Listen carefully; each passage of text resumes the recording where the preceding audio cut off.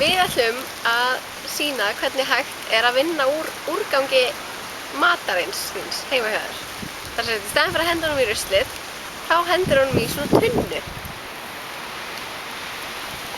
Maturinn verður því að mold og hægt er að nota moldina til gróðursetningar og ýmis annarra starfa. Hér er ég með epli sem ég er búin að borða og ætla að henda hérna í.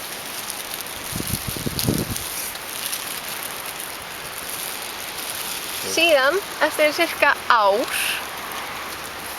þá rotnar maturinn og verður svona, að mold.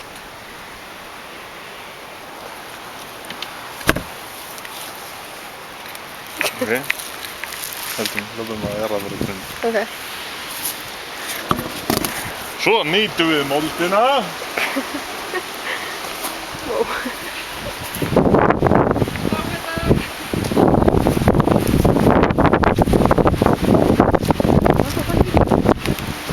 Annarkvort er þetta nýta moldina í aflaverðartréð